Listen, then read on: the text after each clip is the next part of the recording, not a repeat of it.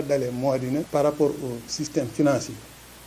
le village est catalogué rouge. Mouhamadou Habib Niass lay wuyoo xam-xamam màcc ci wàllum décentralisation mu ngi cosaanoo dëkkub Maulana Cheikh Ibrahim Niass Baye di Taïba Niassène nekkoon président communauté rurale ci atum 2002 jàpp 2014 liggéeyam bu rafet tax askan wi wóolu ko daal di koy tegaat ci bokk moomeel bi ci atum 2014 ba fi ñuy waxee ak yéen yàgg bëgg suqali dëkkam te xamul ci yoon bi mu war a jaar moo ko dugal ci politique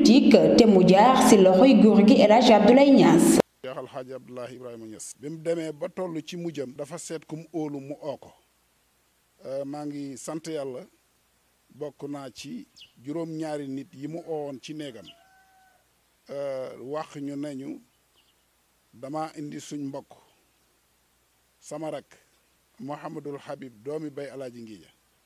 dama dox ci àll bi ba dajeeg liggéeyam ma xam ne la muy liggéey ca àll ba ñun soxla nañ ko ma wax ko ne ko li ngay dàqee kéwél mu jëm àll dàq ko mu jëm ca kër ga dama bëgg nga ñëw tay ba def fa baas mu nañu nag maa ngi leen koy dénk bëgg ngeen jàppaleel ma ko ndax moom lim xam ñun loolu lañ manqué mooy luy développé gox-goxaat keroog laa njëkk dégg ci moom baatab décentralisation keroog ba léegi nag Habib moomu foofu ko El Hadj Abdoulaye tegoon fi la teg tànkam foofu la teg bëtam itam doon moo ñu booleeg Mouhamadul Habib bi yàlla dogalee ne liggéey bi nga xam ne moom la ko sëriñ bi doon jox am na yu bari yoo xam ne sëriñ bi waxtaan na kook ñun ci ay mébét yaakaaruma ne waxtaan na kook Habib waaye ñun dañuy xool rek gis Habib mu teg fa tànkam directement ñu xam ne loolu mbóot la marché bi ci la bokk forage beneen bu ñaareel bi ci la bokk ak yeneen ak yeneen ak yeneen yoo xam ne lu ci nekk rek waxoon na ko yoon yiñ defar ci dëkk bi yoon yiñ defar ñu génn dëkk bi loolu yëpp ay mébéti sëriñ bi la woon. ñu ngi koy gërëm bu baax a baax di koy ñaanal yàlla tawféex di am ci moom yaakaar titam tey dekkal suñu yaakaar ci moom di continuer moom itam di ko ñaanal yàlla samp googu nga xam ne wax na ko ko ndax wax na ko ci sama kanam ne ko maa la oo nga uy si ma danaa la samp te danaa la jàppale loolu wax na ko ko ci sama kanam yaakaar naa bu ngeen ko laajee Habib dana leen wax ne man seede laa ci wax jooju danaa la samp te danaa la jàppale man nag bu ma gisoon gattaxab suuna bu wow ñu ne El Hadj Abdoulaye moo ko samp fii óolu naa ciy wékk sama dara ndax xam naa ne lu mu samp du sempe ko lu mu taxawal itam kenn mënu koo taxal. li koy firndeel mooy si ñaar fukki dëkk ak ñaar yi ëmb Taïba Niassène laata Mouhamadou Habib Niass di jiite commune ba daan nañ jànkuwanteel ay jafe-jafe jëm si wàllum ndox courant ak yoon waaye tey jilee mën nañoo jàpp ni seeni naqar daal dina leen di dëddu. coono yu bëri ñu doon jànkuwante yu bëri waa njëkk ba ndax dañ daan bojj ji ñëw soq bu gënaari sab ñu ngi ci teen bi dalaan nga ci. ñun boobu ñu ngi am fas yu bëri ak nag yu bëri dañ doon xëy duy fanweeri pan ak juróom xëy bi ngoon maa bi ñu duyaat fanweeri pan ak juróom dañ doon dem ba nga caa da nga war a togg añ sax da ngay jël ndox mi teyal ko di xent di togg xale bu ñu añee ba pare sax da ngay dem teen bu diggi paat ñëw tegal leen ñu naan wax dëgg yàlla loolu yëpp fi ne dàqu na digg bi ñu amee machine wal bi courant bi ñëw loolu wàññeeku na wax dëgg yàlla loolu moom lu bëri métti métti yi amoon fii daal lu bëri dañ def ni war waaw kenn ku ne xam na ne yoon moom si jamono bi boo ko amul rek sa koom-koom yëpp dafay coupé te moom dëgg-dëgg yoon wi ñu ngi dégg sax ne dañuy benn kilomètre bu ne 18 millions xam nga du lu yomb kon wax dëgg yàlla def na effort ba yoon wi ak si tawa kon loolu dañ ko si sant bu baax mais yëg nañ si suñu bopp ndax fi nañu heure bu ñu neex suñu amee suñu mbokk fii lañ koy teg suñu amee suñu gerte fii lañ koy teg fii la camion di taxaw sàtt ko yóbbu 2002 la première mu seqi pas jëm ci décentralisation muy dëkk bii 2002 la am alignement booba dëkk bi amul alignement amul école amul yoon amul courant amul case de santé amul benn infrastructure amul jàkka daale fe ne ak magasin te 2002 mu aligné ko kenn ku nekk jël pàkk ba nga bëgg am na sax actuellement extension lëngoog ay partenaire maa ngi koy fàttale ko projet la première fois mu ñëw ci commune bu Taïba Niassène dañuy wax ba mu yàgg projet leem ay dossier am ne damay dem parce que commune bi boo lem ONC bu fi mas a diggu li nga fi def dafa yàqu te mosoo fi réalisé dara mu ne ko jox ma man maa ngi soog a ñëw ñu commencé dossier yëpp fa la ci tegee loxoom continue jusqu'à ici. jigéen ñi dañ daan sonn ci wàll mais indil nañu fii machine wàll mooy premier am nañ ndox it jox indil nañu fi ndox mu jige la ñuy indil courant. ñun monsieur le maire bi mu toogee ci commune bi léegi fi mu ko fekkoon ak fi mu ko andi léegi sore nañ ku ñëw si commune bi sax xam ci dara ñun jigéen ñi Njóobeen dañ daan root juróom fukki mètre lañ daan duy te keroog bi mu falaw léegi robinet yaa ngi ni kër gu ne te la gën a yomb la ko da nga dem si dëkk guttu juróom ngay def te ñun guttu dërëm lañ yore loolu la neex. ci wàllu réalisation yi nga xam ne nii maire Mamadou Habib Niass depuis 2002 bi mu ñëwee ci commune bi léegi waa Mbitène gis na ci seen bopp. li ci njëkk mooy fii ci Mbitène bu yàlla ji tawaan bu bët sebbiwaan ñun dañuy dutuñu bokk fenn dutuñu mën a dem Kaolack parce que yoon bi baaxuloon. machine bi mu ñëwagut sonnoon nañ trop ndax da nga daan yóbbante wal ba dingaraay ñu dem fàtte ko fa ba bët setee fekk dugub ji xënn nga ñëw jël ko wala nga yóbbante wal ñu ne daanu na ci yoon bi wala nga yóbbante wal ñu la tuur na lépp daan nañ ci jànkonteeg coono boobu waaye nag yàlla bi ñu defee ñu jàppale boo maa ngi nekk conseil ne tay ba ñu defal ma ci ñu jox ma machine liggéey na ba xam machine soq fi ne li ma ñaan mu liggéey ba xam machine tiga dege fi ne ñun ñëpp wàcc na suñ coono. commune Taïba Niassène pour nga man fi joxoñ dara ne lii maire ko fi def wala président communautaire yaakaar naa ci Habib la dale ñun ci Kër Liggéey tey li ñu gis koom-koom bu ñu xam ñu ngi ko xamee ci moomee fag Modou Habib gannaaw yàlla ñun dañ doon root teen ab juróom fukki mètre di bojj di soq kër ak jarga ci lañ nekkoon juróom fukki paan lañ daan root ñaar fukki paan suba ñaar fukki paan ngoon moom lañ daan root boole ko dem ci tool yi di bojj di soq bi ndox mi ñëwee fekk na ñu wàcc ko waaye suñu njaboot noppalu nañ ci. wax dëgg yàlla gis nañ suñ bopp ci nguuru Habib gi bu baax a baax a baax a baax a baax. Habib daal lim liggéey fii moom sax wax dëgg neexul a lim bari na trop te liggéey bi yu baax la liggéey yu rafet la te sonalut kenn yoon bii chef de village wax su xasaan taw ñun suñ buggee dem Taïba dañuy jaar nii dem ci dëkk bu ñuy wax Ciise fi ñu teggee raana bi jëm Nioro doo ko mën a dem Taïba waaye la ñu jaar nii dëkk bu ñu ko wax Kër Amar Asta dagg tali bi doo ko mën a dem Nioro su dul loolu su nooree carrière yi ñaari kàmbal yoo xam ne ñoo saxeer yoon wi ci lañ doon jaar di dem ay danse yoo xam ne kenn xamul lu mu doon Habib taxaw temm jàppale ñu bay la àtte yoon bii am courant bi biñ ko am sintuñ ko am nañu sonn ci courant ñun yëguñ tinuñ dañoo toog rek mu woo ñu ne nangam nangam. ndax dëkk bi tey mun naa la wax ne la ñi fi njëkkoon a nekk tey ci ay teen lañ doon root loolu yëpp yàlla jëlee na ko fi grâce à monsieur le maire ak conseil municipal bi tey ndox maa ngi nii am na accès te su ma yeboo ne la at mi mun ngaa toog at benn yoon la fi robinet du coupé très rare wala boo déggee ne coupé na rek am na lu ñuy defar yoon baa ngi nii am na accessibilité yoon baa ngi nii di dem te yooyu yëpp amu fi woon. Modou Habib Niass ñun liñ njëkk a dee ba xam ci dee ku dee sax laa wax muy ndox moom la ñu njëkk a wëlloo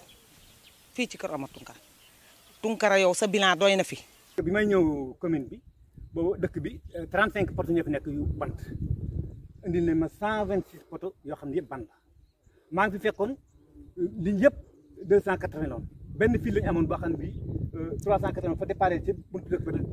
képp ku ci installé wut amoon yooyu yëpp dañu ko dindi sànni teg ko fële dëkk bi tout 380 la léegi loolu bu ñu ko am ñu ngi ko am ci kattanal ndigalal maire. indi na fi benn teen maanaam indi na fi it machine wol indi na fi it robine bon indi na fi it magasin loolu dugal na ko fii ci dëkk bi même temps courant bi it demandé nañ courant bi boobu yàlla def na ñëw na wante wàccagut ci kër gi mbiri courant yi ñëw na maanaam ci dëkk bi wax dëgg maa sàlla ñun bi mu yoree commune bi ba léegi gees nañu mu ngi bàyyi ci ñun kol de maanaam kel ñu ci mën a teg loxo bari na nam bokk na ci maanaam wàllu ndox indil nañu ko ci dëkk bi mu bàyyee ko ci ñaari village yoo xam ne benn bu nekk tiwoom dafa ñëw ci dëkk bi benn mu ngi bàyyee ko ci commune bi di Taïba Niassène beneen bi mu ngi bàyyi fii kër Habibou Niass te tiwo yi wax dëgg yàlla circulé na ci dëkk bi côté bu nekk. ba mu ñëw ci commune bi fekk fi dara suuf si dëkk dëkkaan yi tey bi ñu demee bay xel si robinet yii yàlla ak moom la dañ laa root si teen bi guddi yi sonn bay bëgg a dee fajar nga jóg di root te loolu yëpp moo ñu si génnee courant baa ngi nii si dëkk bi wàcc gud waaye ñu ngi nii am nañ courant te loolu yëpp yàlla Modou Habib la. Habib bi yàlla dogalee ñu koy fal fii la ñu fekk li mu fi def am na lu ñu ci xam waaye jëf bu fekkee soo xoolee gis ko soo lambee daj ko loolu nit mën na ko wax. ni ci njëkk nga xam ne moo ci mujj mooy làmp yi ci wërsëgam la fi ñëwee ak xitteem yoon wi ngeen jaar topp ci yoon wi fi njëkkoon kenn ku ne xam na ni meloon bu heure bi jotaan day am di jafe-jafe lool. piste de production moo ko jëlee kër Amad Asta ba ci dëkk bii électrification moo ko fi def. man li may wax mooy bërki démb bi ñuy defar suñu yoon wi man ak Assane ñaa ñoo dem ci biiram toog na ko dañoo bëgg a defar suñu yoon wi mënuñu baax na dégg naa bañ koy defar dafa xebal ay ndaw boole ko génnee ci poosam jox ñu nañu bu ngeen xeggee ngeen jëlee ko oto xam nga kuy def loolu ba ñu ta def yoon bii si ak xaayam la fi ñëwee moom moo defar yoon bi ndox mi si yoonam si ak xaayam la fi ñëwee kon ndox mi moo ko fi def. foog naa 22 villages yëpp kenn ku ci ne robinet ngay naan courant ngay taal jàppale wuñ ko ngir dañoo bëgg lu ko neex dañ ko jàppale ngir dafay liggéey. xëyu ndaw yi ak yokkute jigéen yi bokk na ci ay priorité am waral le maire de la commune de Taïba Niassène di wuti ay projet ngir développement goxam. fekk fi ñeenti groupement wala juróom mais tey boo doon lim groupement yi nga xam ne def na ko fii ci Taïba Niassène ci commune bu Taïba Niassène ëpp na 2 téeméer kon loolu yokkute la te groupement bu ci nekk rek am na liggéey boo xam ne teg na ko ci sa loxo ngay liggéey teg na la ci yoon boo xam ne lépp loo soxla rek danga ci daal di aw nga jàng ak nga ñàkk jàng. dëkk bii de laa wax fii ma taxaw di wax ci teen bii depuis ñu installé ko ak léegi saa yu jant bi génnee ba jant bi so ndox mi ni ngeen ko gisee nii noonu lay dawee da dem ci tool ba noor ak nawet jigéen ñi dañuy liggéey moulin à mil bi laajuñ leen ci dara moom ak lii plus de 15 millions de réalisation yi nekkoon. maire boo xam ne développement moo ko ñor keroog bi mu ñëwee dafa ne développement ñu ne ko ak lan mu ne ak développement ñu ne ko ak lan mu ne ak développement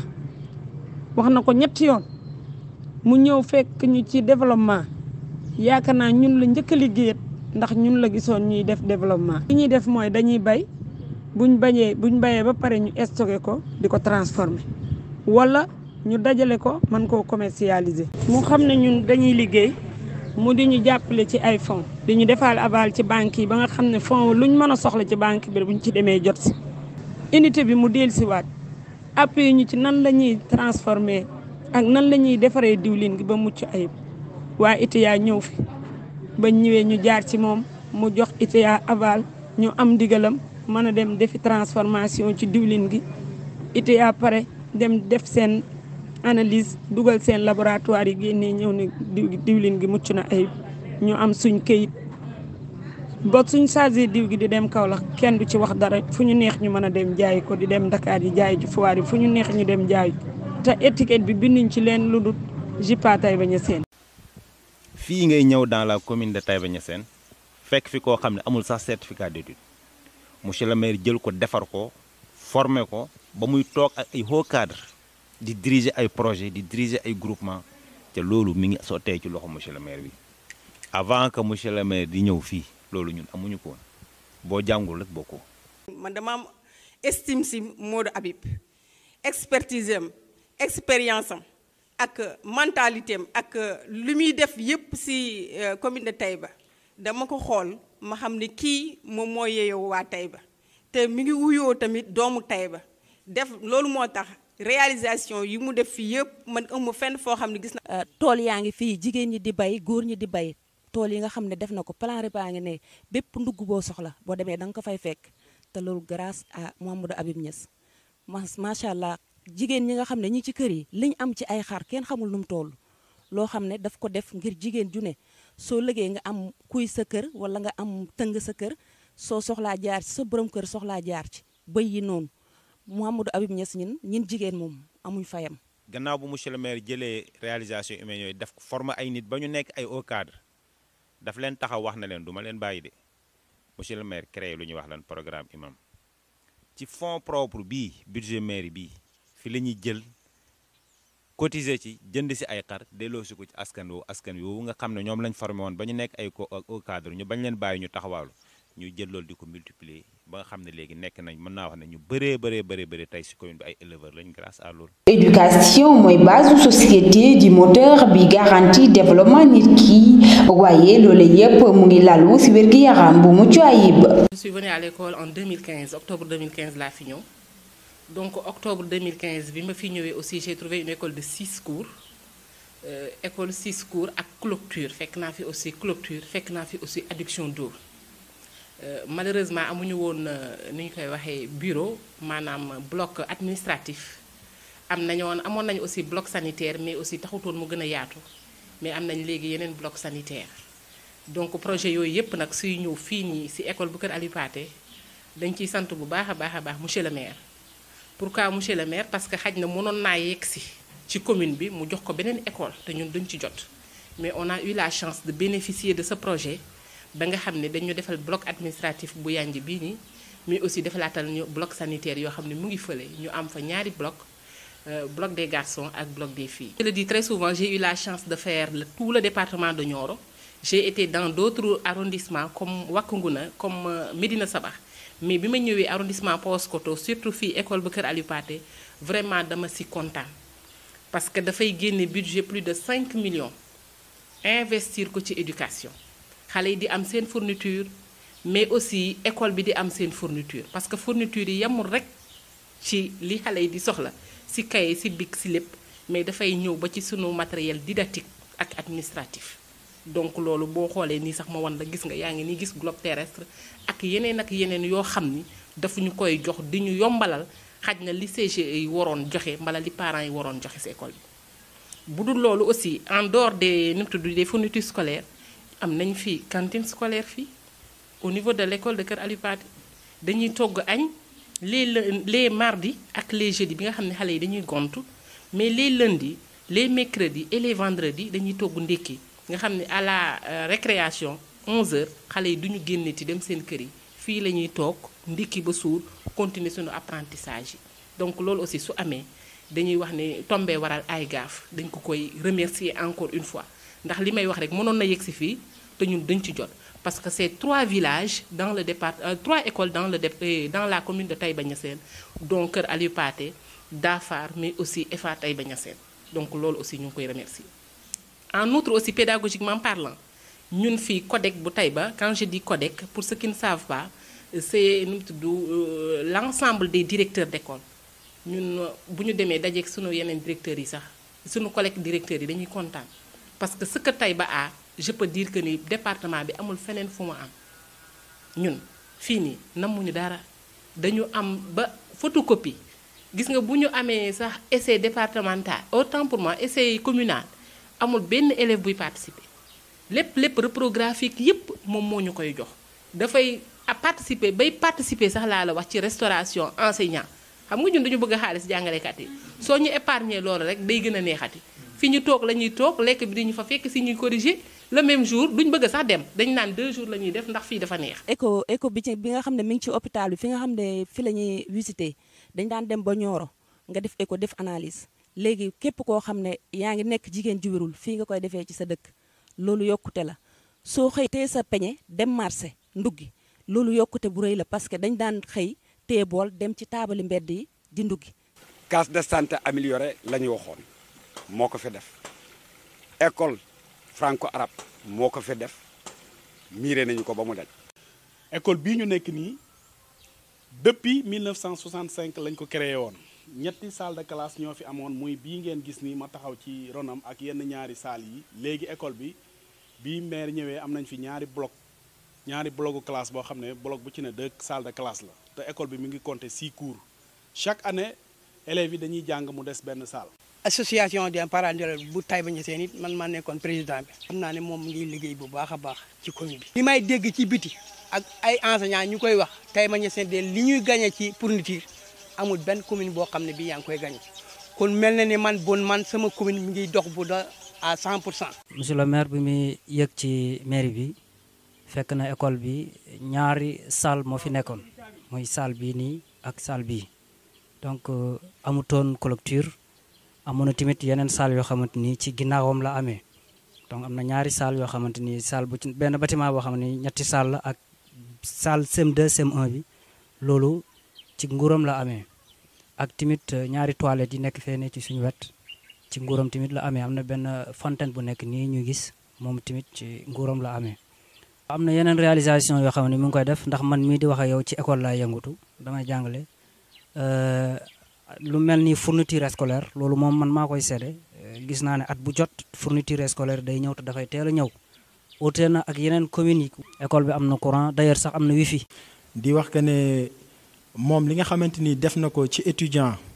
su taxawee su yeboo ma jël sama loxo yëkkati ci kaw ne ci commune bi amul benn autorité boo xamante ni def na ko damay génne li nga xamante ni moom mooy personne morale bi li nga xamante ni moom la jiite ci municipalité bi tegee ko ne le mais jël en 100 personnes physique moom rek li mu def weesu na loo xamante ni autorité waroon na ko mën a def. j'ai été président de l'amicale maanaam kuréel gi nga xamante ni moo jiite lépp luy étudiant ak élèves ressortissants ci commune bi. j'ai été le président en 2016 subvention da koy génnee fii la koy toog bu débat d'orientation budgétaire jot mu teg chaque année dina yokk plus de 500 000 francs ci budget bi loolu da ko jegleel étudiants yi ku nekk xam na ne subvention envers les étudiants ce n'est pas loo xamante ni c'est une obligation mais monsieur le maire Habib Niass da koo def su yeboo ma ne la li nga xamante ni ci région de Kaolack bokk na si ñi nga xamante ni ñoo njëkk a jël ne dañuy subventionné étudiants yi ñu bëri ci moom lañ ko xoolee ci moom lañ ko toppee en dehors de la subvention dafa am loo xamante ni bu vacances yi dikkee amicale bi dootut mën a am loo xamante ni dina ko jagleel étudiants yi maire moom moo yor bigam yore chèque-am chaque mois mu bind loo xamante ni étudiants yi dinañ ko mën a fayee seen appartement dinañ ci mën a fay seen ndox dinañ ci mën a fay seen courant. Je parle parce que j'en suis un témoin oculaire donc li may wax dama koo xam ci loolu étudiant à chaque fois dafa bëgg koo xamante ni day alléger sa situation sociale ci kaw situation sociale boobu amul dara loo xamante ni desal na ko. 2013 2014 ci lañ liggéey case de santé bi waaw bañ ko fi liggéeyee nag booba soxla nañ case bi lool. ñu sonn lool ci wàllu mbiram faju liggéey na ndax li tax mu liggéey tey école bi am na lu mu ci def ku ne gis na lim def ci école bi defal nañu hall de magasin tabaxal nañu case de santé bi kon ñun tey président pare nañ pour ànd ak moom liggéey tegaat ko fi. moom moo miiri école bi moo tabax bâtiment yi même ndox kii robinet bi nga gis nii ñoom ñoo ko fi def ak toilette yi la ñoom ñoo ko fi def. fourniture scolaire. Tout récemment sax lañ distribué yu ñu joxoon parce que man mii di wax ak yow maay président commission éducation bi donc côté scolarité bi loolu man xam naa ci lu bëree bëri parce que chaque année dañuy jënd fourniture mettre ko à la disposition des directeurs d'école pour ñu joxal ñu ko suñuy élèves mais dañ koy def non seulement dañ koy def à temps mais dañ koy def en qualité donc dañuy jënd li ñu war a jënd lépp dañ leen convoqué ñu def une expression des besoins à partir de l'expression des besoins ñu def engagement yi génnee ko ñëw jox leen ko à temps côté fourniture moom yaakaar naa ne même soo demandé au directeur d'école ñoom duñu def lu may magnifier ko saluer ko parce que ñun vraiment ñun ak ñoom benn collaboration bu direct lañu am ci affaire fourniture d'école dans la commune loolu amuñu ci problème même au niveau de construire des murs de clôture dans les écoles là je pense que la communauté Taïba compte 18 écoles mais les 18 écoles là yëpp ci nekk construire nañ la def nañ fa mur de clôture wàllum wér-gu-yaram aussi c'est la même chose parce que je suis l'adjoint président CDS bu Taïba Niassène là aussi xam naa si lu bëri engagement yi ni ñu ñëwee ni ñu koy jëndee ni ñu joxee médicaments yi ni ñu prendre en charge les patients de Taïba loolu yëpp xam naa ci lu bëree bëri parce que d'ailleurs nous comptons 22 villages avec ces 22 villages là Taïba a 3 postes de santé loolu xam nga c'est pas gratuit donc Taïba une commune qui compte 22 villages avec 3 postes de santé chaque année ñu génnee leen fourniture kii ñu génnee leen dotation jox leen ko ñu def ko médicament mu duggaat ci population bi là aussi vraiment c'est à magnifier. pour Thiamène Santhie nag école bii du collectif bi la fi def tabax na fi classe bi def nii moo ko tabax ñoo ko tabax collectif école bi tabax fi 12 poste de santé bii moo ko fi indi keroog bañ ko mayee la ne ma may ne ma ñaari poste de santé benn bi fii laa koy indi benn bi kër Abibou waaw ak 60 millions. depuis nag bi mu toogee ba léegi suñu xale yi amul kenn ko amul kayit amul lenn loo xam ne dina jógee ci ko ñëw Taïba Niassène te de njóobeen di ci gis boppam. la ca tegee case de santé bii moo ko fi def poste de santé bii nga xam ne gune yi seen itte ak bëgg dëkk bi ak seen ak góorgóorlu ak seen ak jàppoo ñoo ko tàmbali bi mu ko yëgee dugal na ci loxo ak yu bare magasin bi ci la bokk ak sopp gum sopp dëkk bi lépp lu fi xew ci jàmm dana ñëw lu fi xew ci safaan dana ñëw xam ne moom la fi yàlla teg màggal gi ñuy def nga xam ne dañ ko baaxoo di ko def ci jamonoy mag ñi ba léegi nga xam ne xew-xew bu mag la ci dëkk bi su ñëwee dana ànd ak délégation la ko ci war mu def ko. digg bi case de santé amagutee boobu coono la woon man maa ngi doon am sama ñaareelu doom ñu may yóbbu fii Thiamène avant ci Taïba avant ma yegg Taïba xale bi daa juddu seret bi yàlla ji di taw ñuy tawte ba yegg si laa jëlee ba léegi bu sedd amee bi jant bi soo rek damay am sedd ma am sedd boo xam bi jant bi soo rek damay sedde même bi amee case bi ku ñëw Kumba Diouf moo fi noonu di relever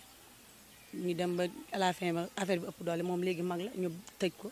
ñu yóbbu léegi Thiamène foofu la ñu fajoo bu ñu xamee dara métti la nga jël welo dem fajo ji ñëwaat loolu yëpp jafe-jafe bi bari wàññeeku na. alhamdulilah ñu ngi sant yàlla mi nga xam ne moo ko feeñal ci ñun. palam gi buñ ci amutoon dara lu dul poste de santé bi rek doy na bu doon day ëpp mën na la ëpp na. gis nañ suñu bopp baax a baax ci commune bi gis nañ ci baax a baax suñu bopp ndax wax dëgg yàlla def nañu ci ndax li gënoon na jafe ci ñun moo doon poste de santé te suñ soxla la lool suñu yittiloo lool tax dëgg yàlla taxaw na ci def na ci lépp lu mën a def ba yàlla sottal na ko alhamdulilah. social moom c'est bon social bi moom wax dëgg yàlla moom amu ci morom am na programme bu ñuy def ci dëkk bi nga xam ne mooy Serigne Kelle ji nga xam ne mooy titre dëkk bi mooy capitalu dëkk bi mooy xolu dëkk bi waaw nga xam ne mooy suñu maam yi nga xam ne ñun moom la ñu tiitaroo ci famille Thiamène wax dëgg yàlla def na ci waxtu ñu ci jàppee lépp lu mën dana ko ciy def waaw day def day yónnee ndaw di joxe alalam wax dëgg yàlla. école bi tamit suñu xale yaa ngi ci di jàng di dem di ñëw te moo ko taxawee liir baag yëpp moo ko defar li si yàqu ba léegi ci moom lañ ko déclaré mu ñëw defar ko. si ngoonu 23 janvier 2022 ginnaaw bi ñu ko falee ba noppi lii lay askan wi di xaar ci moom. jigéenu commune bi sax ndax man dox naa ko dëkk ba ne dem naa fa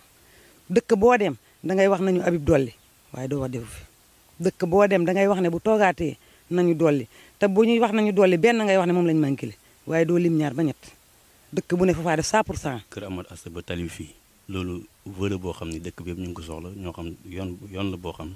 tronçon la boo xam dañoo bëgg ñu raccorder ñu ko boo jógee ci dëkk fii mën a dem fële Kër Amad Assa nga joindre ko ak tali ba loolu besoin la moom vraiment loolu yëpp ñun ñu ngi ko soxla ensuite bëgg nañu magasin de stockage foo xam ne bu gars yi bàyyee pare dañ ko ci def loolu aussi mi ngi woon ci plan communal mais ba léegi réaliser guñ ko donc loolu moom volet ñu ngi ko bëgg bu baax a baax absolument noppi nañ pour fulaat ko parce que gisuñ dara lu dox suñu diggante ñu fulaat ko parce que vraiment ñun li ma lay wax ne la nii defagut ko ba léegi ci dëkk bi mu nekk soxlaa dëkk bi loolu ñun ñoo ko dugaloon suñu plan communal de développement bi donc kon ñun li engagement yi amoon ak moom mi ngi ci ba léegi donc amuñ benn intérêt di ko wan gannaaw. kon ñun tey président pare nañ pour ànd ak moom liggéey tegaat ko fi. nguur nag goo gis mën naa dem ba mooy nguur ak yàlla waaye ki nga xam ne askan wi moo ko tax a jóg muy jàppale askan wi yaakaar naa jàppale ko ayut. li ci kanam na dañuy ñaan yàlla mu gën a jàppandi li weesu ñi koy jàppale yépp ngir askan wi moo tax ñu koy jàppale waaye duut ngir seen bopp moom bañ na ko ba sax niti kersa la mënta xool nit lim xam daal mooy tiim taabalam di liggéey xamul leneen booy wax ak moom sax mi ngi lox ndax yàlla daf koo bindee kersa. du diggee ndax bu diggee te joxewut day mel ni ndax saa wax ju jaamut waaye nag wax dëgg yàlla moom boo dikkee wàll goo dikkee moom xam na nu mooy defee yow ba génn si loolu te doo wax joo xam ne bu ëllëgee nga ne la ma waxoon wax ju du noonu la nit ko xam respecté si nit ñi la nit ko xam yëg-yëg si nit ñi ku baax ku tabe Modou Abi lañ fas yéene jàppale incha allahu rabbi mu toogaat te maa ngi koy ñaan te tibbee ko sama xol bi yal na ko yàlla jox mairie bi mu toogaat si incha allah. ñun daal Habib sant ko gërëm ko rek lañ joteeg moom li ñu waroon ci moom du wax Habib du wax de dafay jëf ni yi gis ñun Habib fa ñu jëf mosu takaw fii dig ñu fañ koy wakkat rek mu ne waaw mu dem li ñu wakkoon nag ñun teg nañ ci boo wóoree dëkk bi itam da nga ko gis mu ngi noonu takaw te réew ñu benn wax waaw bu ci wàllu man Amadou de man ak suma njaboot man xam naa fu ma koy feete bu élection ñëwee foofu nag kaw ma keneen nag waaye man Amadou ak suma njaboot bëgg naa ne fu ma ko fekku kartam laay dugal yàlla def na moo xam. monsieur le maire Mouhamadoul Habib wax ci moom yomb nañu lool dama gis ay liggéeyam gis loo xam ne ma gis ne bi ma seetee ay nawleem ci commune yi moom li mu def ci commune am kenn defu ko te boo demee ba buntu këram ñu ne la fii mooy kër monsieur le maire xale yi fi nekk nga xam ne dañuy bay ñoo ko gën a rafet kër kon commune bi moo ko ñor ba tax na commune bi lépp loo gis ci commune bi alhamdulilah am na commune yu ko ëpp surface maanaam ci lu gën a yaatu waaye moom ëpp na la fa mel ni moo la ëpp moyen te population bi melul noonu waaye moom ci ay pexeem ay démarches lu nekk mu koy fexe di ko indi ci Taïba loolu moo tax xañ na mu raw yeneen communes yi ndax boo demee këram xale yi bay sax ñoo ko gën a rafet kat kon boppam ñoru ko. ñun noppi nañ pour teg ko ci bopp moomeel bi ndax daf ko mérite soo laajee benn yoon nga amee ko ñaar fukki at nga laaj benn yoon xamuñ la dañ lay werante yaakaar mais buñ la joxee nga laajaat ñu joxaat la ko nga laajaat ñu joxaat la ko te yoon wu nekk ñuy gën a gis ne dafa gën di développé luy ngor mooy bu laajaatee ñun dañ ko koy jox. moom doy wuñ ci moom suñ sañoon suñu àndam day continuer. maire moom yal nañu ko yàlla taajalaat yal na ko suñu borom taajaat njariñ yi ci nekk yëpp mënuñ ko wax. ci wàllu kayitu juddu demoon na ba ñu réeroon ci mbir yooyu noonu ndax farataaluñ ko woon waaye yàlla def na bi mu toogee ci commune bi ak léegi ñu bëri xam nañ ne doom boo ko juree da nga ko war a wutal kayit. am na leneen loo xam ne ñu ngi koy xaar ci moom muy lan wàllu yoon loolu it des na ndax fajukaay naam jege nañu waaye pour ñu dem fa dafay xaw a jafe bu nawet jotee ndax yoon yi day dagg. ci wàllu élection ba tey maanaam nañu joxe wante woon ak moom loxo démb tey nu ko raw noonu lañ ko joxaatee loxo pour falaat ko incha allah. askan wi moom ah man di ci sama kër laa njëkk a dalee la wax naa ko barki démb 10 cartes moo fi nekk ci sama biir kër yi benn moo fi jógee dem sëyi waaye 9 yi muy Jean Poche fu ma dugal foofu la ñuy dugal nit ñi nag yaakaar yi fu ne nii ndég campagne bi ne kenn ku nekk bëgg dara kenn ku nekk nga rewalte ne man fii laa man fële laa man fii laa man fële laa waaye abi moom lépp lu mu amoon fii du ko fi ñàkk. slogan bi ñu yor du wax mooy daf fi yàgg way da def loo baax te mu de yàgg kay yal na continuer lañ doon wax waaye li nga fi def baax na lool yaa ngi liggéey waaye da nga fay yàgg est-ce que loolu nit mun na koo wax borom xel afalaa tatafakkaruun nit ñi yàlla fa leen bind ñuy xalaat. ñëwuñ nag soutenir ko ak wax rek mais ñëw nañ pour ànd ak moom soutenir ko ci lépp loo xam ne mën nañ ko ci action politique ci suñu jëmm ci suñu alal ci suñu temps lépp pare nañ pour jox ko ko mouvement bi mu ngi tudd feeñal dëgg lu tax mu tudd feeñal dëgg comme gis nañ à chaque fois rek am na ñoo xam ne ñi ngi dugg si biir nit ñi di semer la zizanie si bopp nit ñi di jéem def ay jeexi jaax seen xel yi te ñun ñu nekk koo xam ne liggéey nañ ak moom ñu taxaw nag ne yellut si ñun ñuy noppi dinañu jóg nag pour feeñal dëgg gi mooy lan wax monsieur le maire Habib Niass lan la liggéeyal askan wi fan la taxawee askan wi ak fan la toll ci askan bi. duna fàng kenn du ko jeex bu fekkee ne réalisation yi ñu fi wax yëpp ci nguuram lañ ko amee ak pas-pasam ak mën-mënam ak kàttanam ak yéenam ci askan wi kon kooku noonu man yaakaar naa ne ñun duñ ko yemaleeg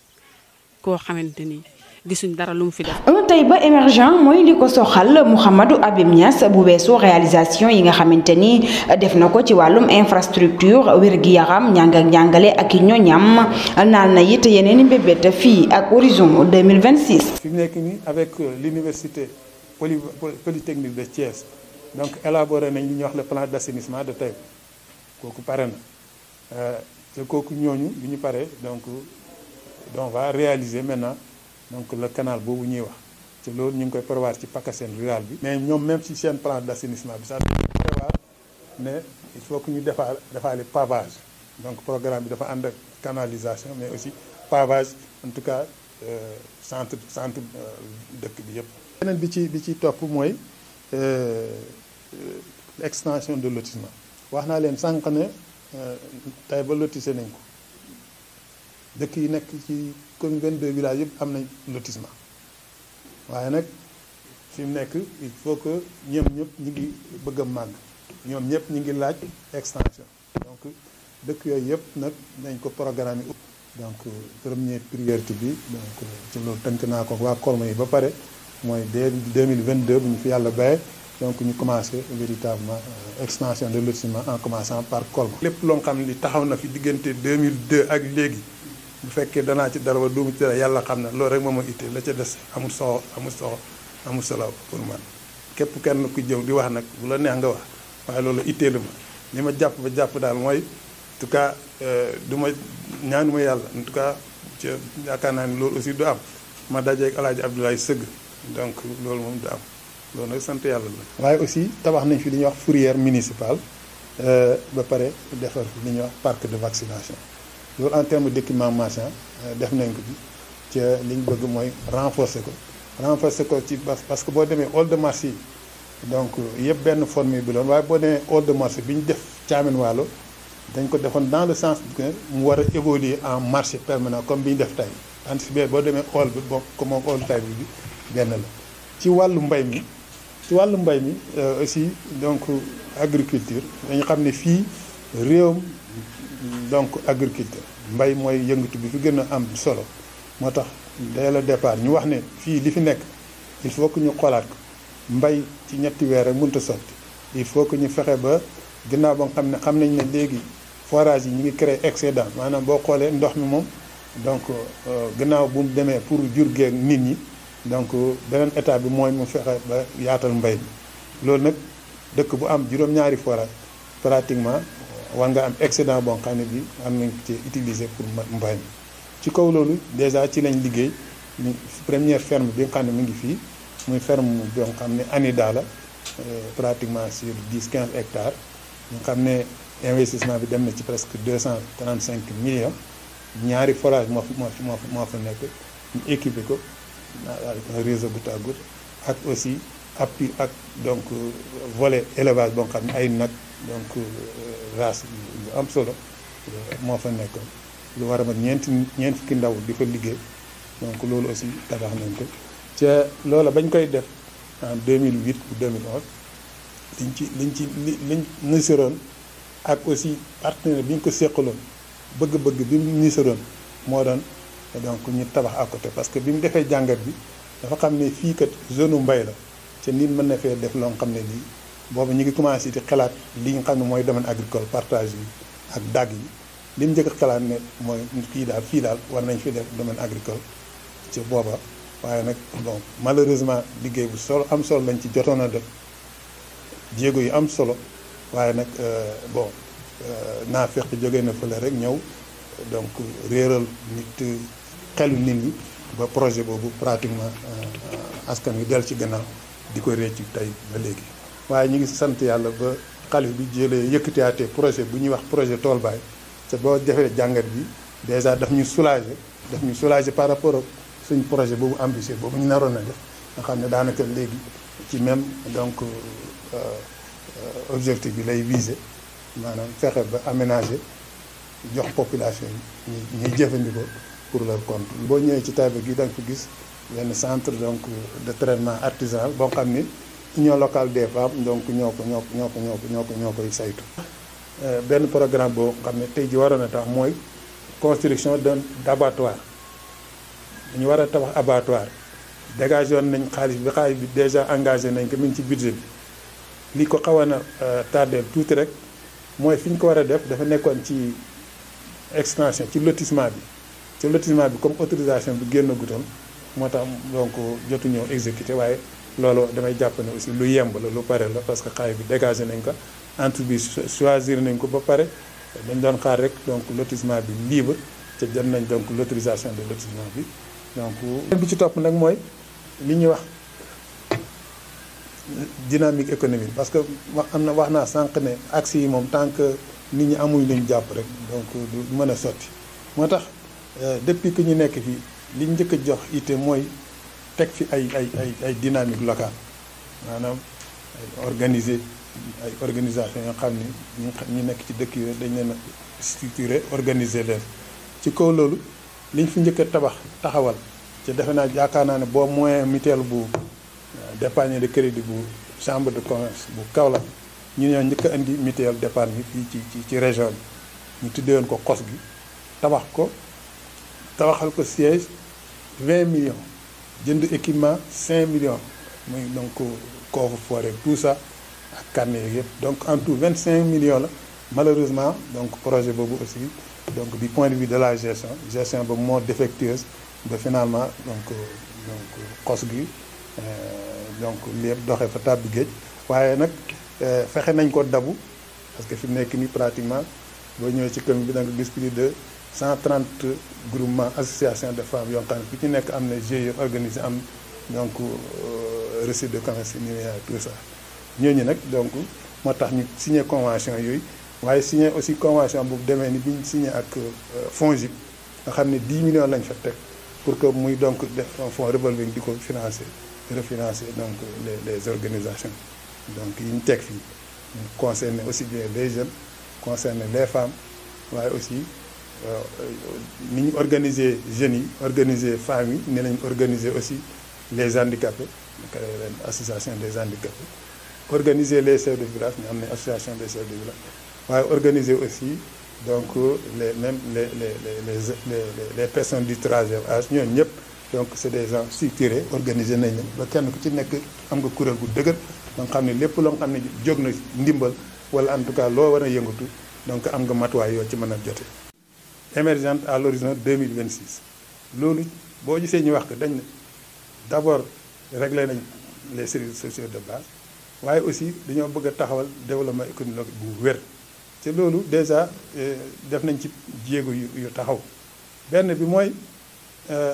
aménager domaine industriel donc loolu donc d'accord déggoo nañ ci ba d'accord ci APROSI beneen bi ci topp mooy aussi le rapport national bi génn ci affaire foncier xam nga coowal suuf moom mu ngi ci Sénégal partout yëpp yaa ngi dégg coow rapport national bi génn moo xam ne li mu wax ci Taïba rek mooy benn problème bi dong la fi gis moo xam ne am na ko comme problème foncier ci mooy li nga xam ne donc tribunaux yi ñoo wax ne ñoom mënuñ ci ils ne sont pas compétents maanaam amuñ compétence yi donc dogal ci te loolu mooy problème bi opposé dëkk bi ak Cheikh Tidiane Kouta mu concerné woon jàkka bi maa ngi dégg nag temps yi muy àdduwaat di ci wax donc ci camp bële nga xam ne donc ne ñoom lay jàppale pour loolu fekkee nag ñoom dañoo causé ne affaire bu nga xam ne dëkk bi ànd nañ ci mooy wane ne rek pratiquement ñoom parewuñ pour def lu jub ci wala en tout cas lu bëgg a méngoo bëgg-bëggu askan bi benn bi nga xam ne daa ci gën a donc appesantir davantage mooy problème entente des communes du bassin versant de Kër Diatta nga xam ne benn intercommunalité bu lëkkale juróom-ñaari communes yu nekk ci arrondissement de Paoskoto bi maanaam juróom-benn commune yi ak Nioro parce que Nioro mi ngi ci biir muy juróom-ñaari commune mu lëkkale leen ñu war a liggéey ci donc pour yi jógee jël Kër Diatta traversé dem na ba Thiaré waaye fi mu yem fii ci commune bi ci Paos bi moom nekk loo xam ne lii biñ ko saytoo projet yi ñu ci war a liggéey biñ ko xaymaa mi ngi war a nekk 20 milliards yoo xam ne def nañ forum bu yàggu partenaires yi yëpp prononcé nañ ci lépp ci projet yooyu nga xam ne dañ ko war a réaliser yàlla def nag ma nekk ci boppu entente boobu donc war koo piloté ci at yi di ñëw lu soobee yàlla loolu nag li ci commune di Taïba di Taïba parce que projet boo xam ne bii daanaka mën na dundal département Nioro yëpp waaye li ci parce que comme ni ma ko waxee 20 milliards waaye dafa war a jeexital 3000 emplois ñetti junni ndaw war nañ liggéey foofu di góor ak jigéen waaye loolu boo ci jàppee li nga xam ne daanaka bariñ xel mu ñeexal Taïba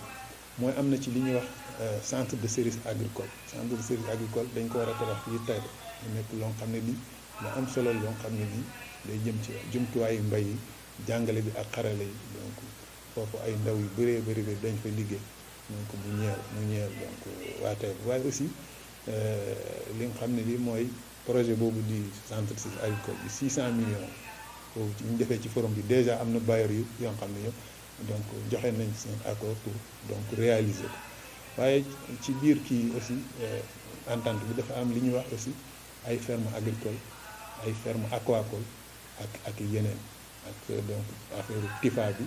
ak aussi li ñuy wax gestion des déchets yooyu yëpp ay projets yu nekk ci biir yi ci bëri yooyu ci ëpp yëpp pratiquement am na ay bailleurs yu ci positionné déjà pour que ñu mën koo réaliser waaye en dehors centre service agricole bi nga xam ne war nañ ko tabax fii ci Taïba am na aussi li ñuy wax ferme aquacole maanaam donc ferme bu ñu yaree jën fële ci xuru Daafaar la donc loolu aussi ay millions la loo xam ne donc pratiquement dana jël donc ay ndaw yu bëri ci biir commune bi. tax ñu def ko bañ ko dalee wax yàgg na sax dañu jàpp ne fii booy dem ci Dakar wala Touba foofu dem da ngay jàpp ne donc mbayteef yi fii lay jógee di dem foofu ñun nag ñu jàgg wax ne donc il faudrait que ñu créer de la valeur ajoutée autour de ces produits agricoles sur place maanaam di jël gerte gi di ko yóbbu wala di damu mboq di ko yóbbu syndicat Pikine loolu dafa war a jeex il faut que ñu def fi ay donc jumtuwaay yoo xam ni li ñu fiy bayee dañ ko fi mën a transformer sur place mu ñeel koom ñeel donc gone yi ndaw yi di fi liggéey jigéen yi di fi liggéey loolu tax ñu aménager domaine industriel mi ngi ci biir plan de lotissement bi nga xam ne comme li ma waxee sànq ak autorisé nañ ko ba pare beneen bi ci topp mooy ñu danañ defar benn centre artisanal à Tawa centre artisanal boobu loolu bañ koy xalaat dama dem rue Médina rue 22 angle 11 22 bi yëpp boo xoolee gone taw yi ñoo fa nekk ma dem fa un jour wan gis leen ma ne leen lii ngeen gi nekkee nii daal man li ma ci xalaat du lii yéen a ngi fii di fay luyaas di dënd bool di def lu nekk ci jàpp naa li ngeen di liggéey bu ngeen newoon tay bi liggéey ko mën na ñëw sax fii ngeen jaay ko mu dem bitim réew donc ci loolu laa yàgg a xalaat ne il faut que ñu def foofu benn domaine donc centre artisanal ña fay liggéey yëpp ñëw di liggéey fii ci loolu aussi financement prévoir nañ ko parce que mi ngi ci PACASEN rural bi comme ni assainissement Taïba ne ci PACASEN rural bi loolu ñun ñoo ko tënkal suñu bopp bokkut li nga xam ne donc moom la ñu xaar bu ñu paree askan bi ñuy defar suñu plan développement de communal bi askan wi danañ ko digal dañ ko digtal waaye lii moom déjà par rapport ak horizon 26 bi ñu wax ne commune émergente yii moom lu ñu teg la ba pare muy centre artisanal bi muy domaine donc parc industriel bi muy assainissement Taïba muy donc yeggale désenclavement yi parce que désenclavement yi comme ni ma waxoon des na Taïba Kër Ali Paté des na donc Taïba xam nga Kër Maba Kër Gallo Kër Maba donc Kër Layin waaye Kolma Kër Layin waaye aussi jógee Kër Maroqi jaar Kër Maba dem sañ ci Thiamène loolu moo fi des ci désenclavement loolu aussi donc ñun déjà natt nañ ko ba programme ko ci PACASEN bi beneen bi ci des mooy aussi il faut que ñu parce que Taïba ba léegi mi ngi diis par rapport ak forage bi liñ projeté mooy Mbitéen ñu def fa donc beneen forage gas fa forage pour que Taïba gën a donc pression donc ndox mi ci Taïba gën a allégé wu loolu aussi bokk na ci li nga xam ne ñun déjà natt nañ ko beneen bi ci topp mooy fi mu nekk xam nga état civil moom léegi dañ ko transféré ñun ñoo ko compétence pleine bi la bu njëkk fii centre secondaire la PAOS nekkoon centre principal léegi fii mooy centre principal li ñu bëgg mooy donc def centre secondaire à Thiamène Walo def benn à sañ ci Thiamène def benn kër Abi donc loolu ay centre loolu xaaruñ ci donc askan bi dañu ko wax donc ça participe de notre vision donc de l'administration locale loolu donc déjà donc lu ñu nattal ba pare la waaye aussi li ñu pare mooy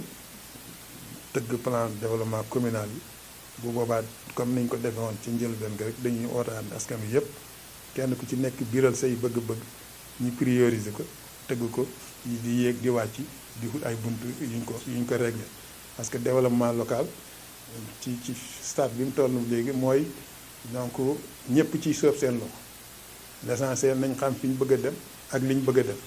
loolu boo ko xasee am rek li ci des mooy loolu li ñu mën a def ci suñ moyen bopp ñu def ko li ñu mënta def état bi teg na fa ay jumtuwaay ñu dem uti ko loolu mënta nekk am na yeneen jumtuwaay yoo xam ne aussi donc financement innovant yoo xam ne aussi par rapport ak donc li état bi teg mën nañ cee jëlee ay moyens yu ñu régler loolu ala kulli àll jàpp nañ ne en tout cas dynamique bii ñu nekk dynamique bu dëgër la gis-gis bi ñu am ci commune Taïba gis-gis bu sori la